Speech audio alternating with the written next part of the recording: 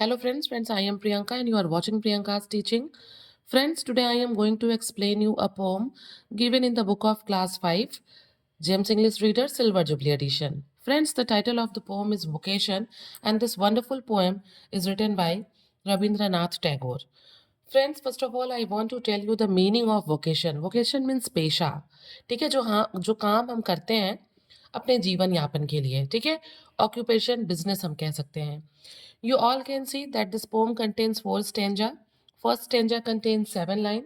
Second stanza contains 9 lines. Third stanza contains again 7 lines. And the last and fourth stanza contains 6 lines. Means total 29 lines are there. It's a quite big poem. Okay.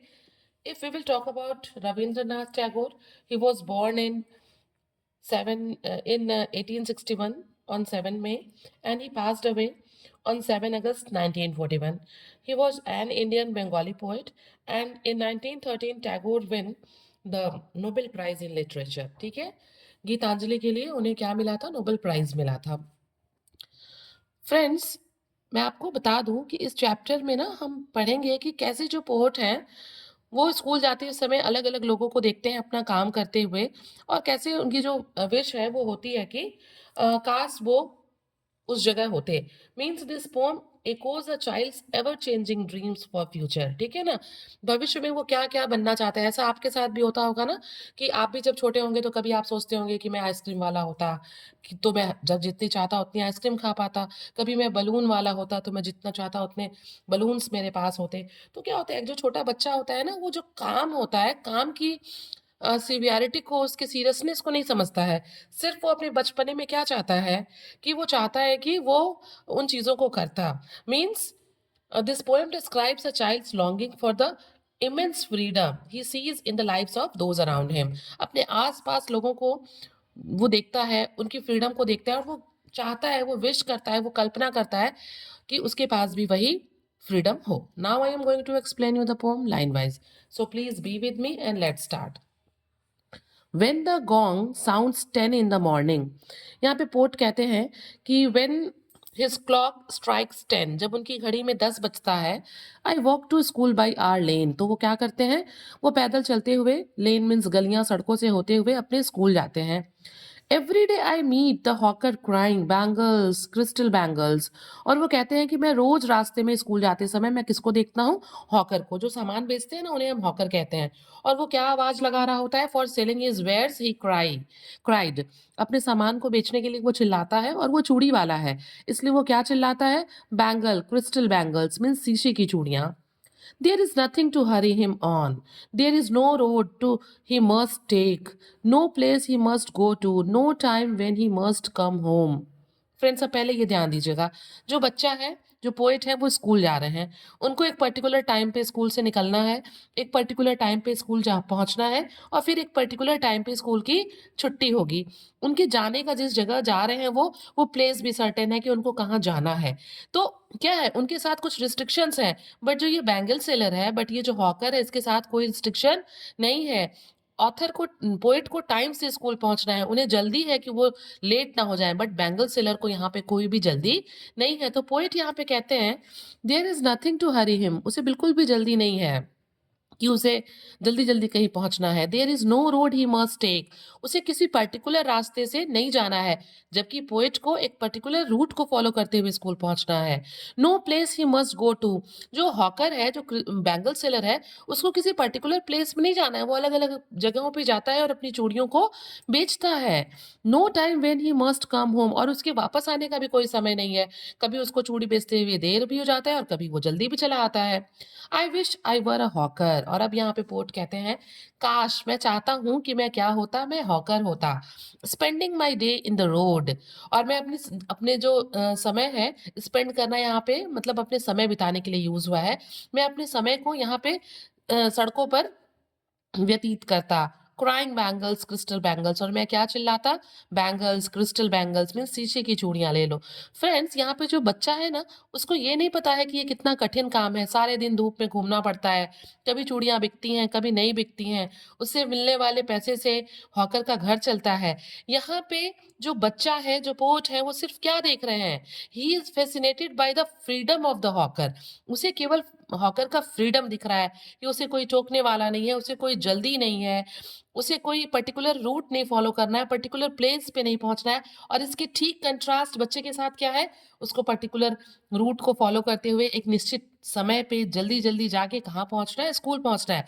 तो overall अगर हम कहें तो बच्चे को यहाँ पे hawker का क्या पसंद आ रहा है? हॉकर की फ्रीडम पसंद आ रही है। Now come on the next stanza. When at 4 in the afternoon I come back from the school।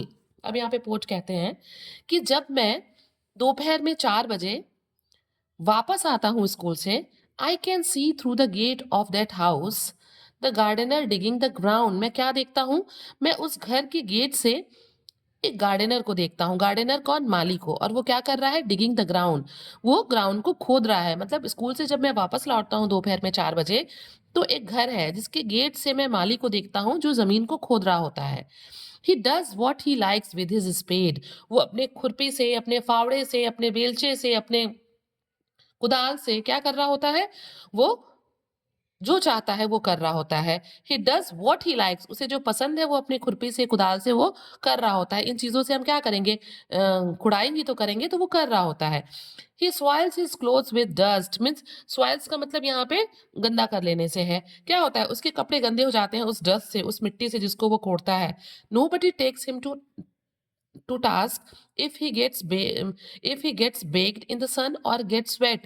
यहाँ पे जो पोइट हैं, जो बच्चे हैं, वो कहते हैं कि कोई भी उससे नहीं पूछता है, कोई भी उससे question, takes him to task यहाँ पे यूज हुआ है क्वेश्चन करने के लिए। कोई भी उसे नहीं डांटता है, कोई भी उससे क्वेश्चन नहीं पूछता है कि तुम यहाँ धूप में क्यों जल रहे हो, क्यों यहाँ पे बेक हो रहे हो, और गेट्स वेट या फिर पसीने से ऐसे क्यों भीग रहे हो, या फिर बारिश हो जाए तो तुम क्यों भीग रहे हो। मीन्स बच्चा यहाँ पे कहता है कि मैं जिस माली को देख रहा हूँ वो क्या कर रहा है? वो खोल रहा है, ग्राउंड को खोद रहा है, और कोई भी उससे नहीं पूछता है कि तुम अपने कपड़ों को गंदा क्यों कर रहे हो, यहाँ पे धूप में खुद को सेक क्यों रहे हो, तुम यहाँ पे भीग क्यों रहे हो। Means nobody is asking him anything. Whatever he likes he is doing. उसको जो पसंद आ रहा है वो कर रहा है। ठीक है। I wish I were a gardener digging away at the garden with nobody to stop me from digging. और फिर वो वहाँ यहाँ पे अपने विश को जो है जाहिर करते हुए कहते हैं कि काश मैं गार्डनर होता, मैं गार्डन को डिग कर रहा होता, और मुझे कोई भी उस डिगिंग करने से मुझे रोकता नहीं। फिर यहाँ पे देखिए, फिर यहाँ पे भी जो पोएट है वो क्या, किस चीज़ की इच्छा कर रहे हैं? ओवरऑल उनको ज़मीन नहीं खोदनी है, ओवरऑल उनको फ्रीडम चाहिए कि कोई उनसे पूछे नहीं कि तुम धूप में क्यों जा रहे हो, क्यों आ रहे हो, तुम क्या कर रहे हो। तो इस पैराग्राफ में वो गार्डनर बनने की इच्छा रखते हैं और चाहते हैं कि वो गार्डनर बने और जो चाहें, जो उन्हें पसंद हो वो करें। Just as I gets dark in the just as it gets dark in the evening. फिर वो कहते हैं और जैसे ही शाम में अंधेरा होने लगता है, and my mother sends me to bed. मेरी मम्मा मुझे कहाँ भेजती हैं? बिस्तर पे, कि जाओ सो। I can see through my open window the watchman walking up and down. तो मैं क्या करता हूँ, जब मैं बेड पे जाता हूँ तो मैं खिड़की से क्या देखता हूँ? जो वॉचमैन है, जो कि पूरे कॉलोनी की, हमारे लेन की रखवाली करता है, जो दरबान है, वो क्या कर रहा है? सड़क पे अप एंड डाउन, सड़क पे घूम रहा है। The lane is dark and lonely. जो सड़क है वो अंधेरी है और बिल्कुल सुनसान खाली है। And the street lamps stands like a giant with one red eye in its head. और सड़क पे जो रोड लाइट्स होती है ना, वो बिल्कुल जेंट की तरह, शैतान की तरह, दानव की तरह खड़ी हैं। और उनकी जो लाइट्स हैं, जो रेड आई है, उनके सिर पे जो लाइट है ना, वो बिल्कुल एक शैतान की लाल लाल आंखों की तरह लग रही हैं। जैसे हम लोगों ने फर्स्ट स्टैंजा में क्या देखा कि जब वो सो के उठते हैं तो पहले स्कूल जाते हैं तो वो बैंगल सेलर बनना चाहते हैं।